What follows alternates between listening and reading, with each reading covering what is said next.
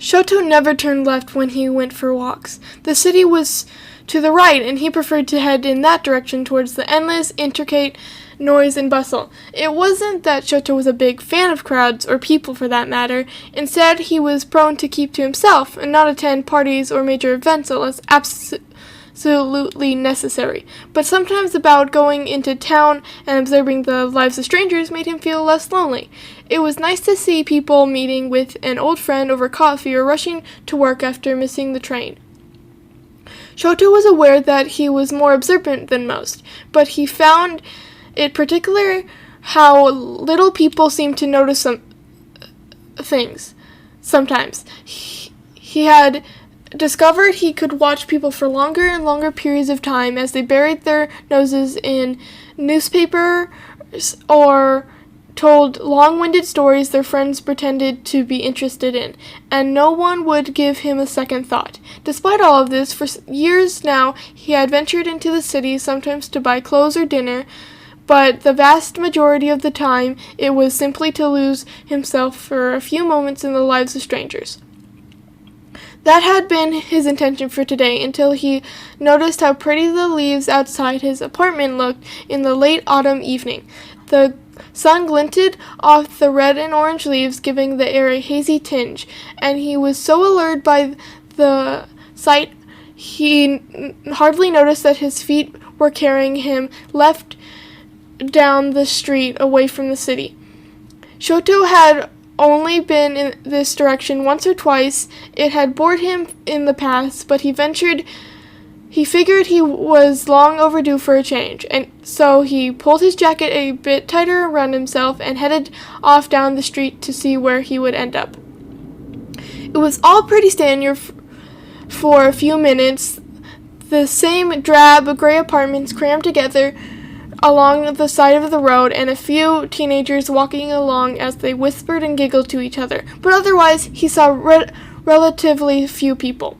As he continued on, the apartments started to transition into small, cozy houses, which eventually melted away behind him as his focus was drawn to a scatter of much larger houses in front of him. He was curious to see them and explored this new area of town, except the houses dotted the side of the steep hill, which wasn't very enticing since Shoto has been walking for so long already. Damn it, he muttered aloud, glancing back behind him. He debated turning around and heading home, taking a hot shower, and then having soba for dinner. But it was almost like some invisible force was dragging him towards the hill in front of him. He sighed and shook his head, finally starting up the stretch of road that gently got harder and harder to walk up.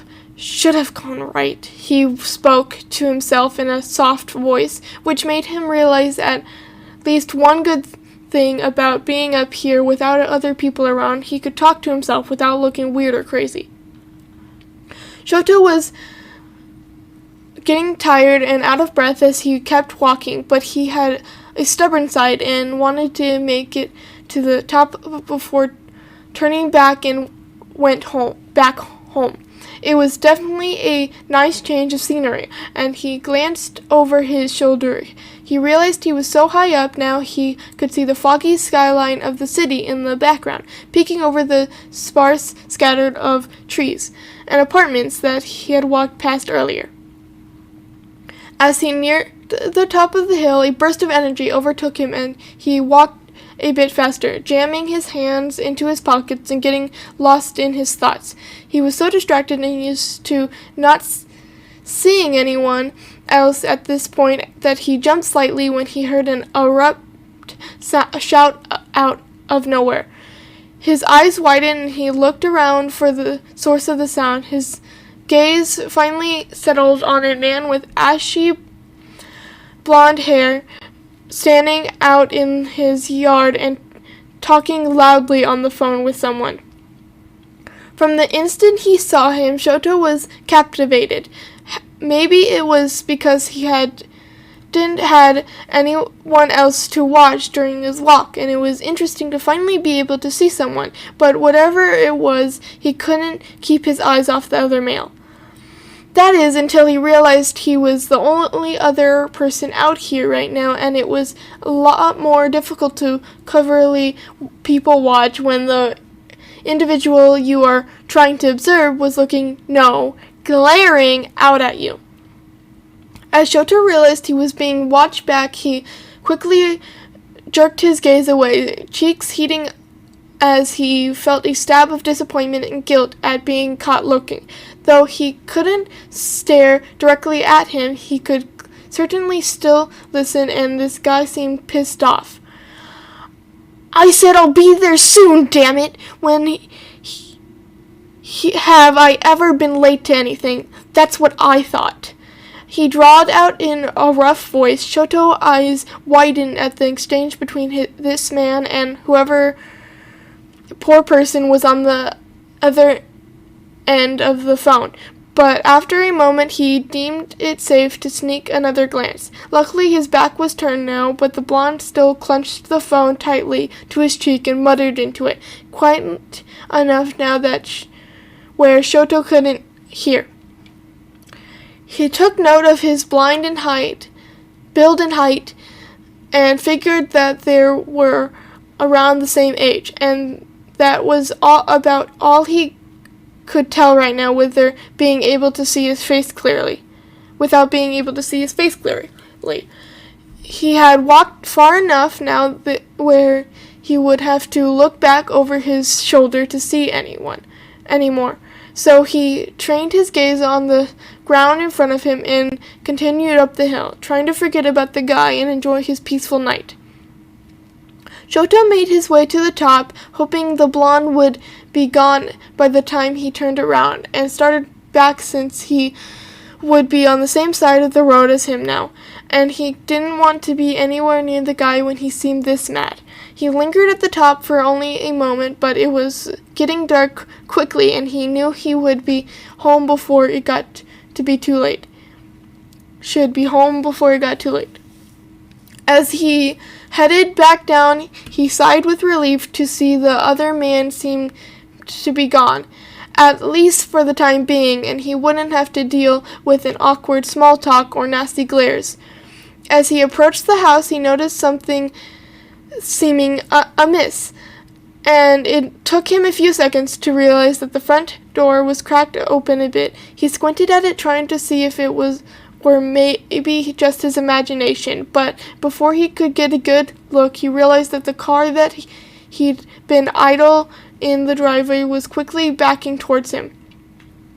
"Hey, watch where the hell you're going!" The guy yelled at him, and Shoto jumped a bit. He had heard this guy yell plenty already in the past few minutes, but he never expected it to be directly at him. He had been so distracted by the door being open that he hadn't really processed the blonde was in the car and he was standing in the way. "Sorry," Shoto said, and hurried on past the house, but the door still lingered in his mind. "Asshole," he mumbled under his breath, rolling his eyes as he kept walking. The car sped past him, a gust of wind rushing over him and causing his hair to blow into his eyes. He shook it away from his face and glanced back over his shoulder, back at the house again. The door was most definitely open, even if it was just a sliver. He glanced down the hill at the stretch of houses that looked so small and insignificant from all the way up here. He looked back at the large house behind him and stepped into the front yard. He shouldn't be doing this. He should go home and forget about this asshole and this exhausting hill he had trudged all the way up.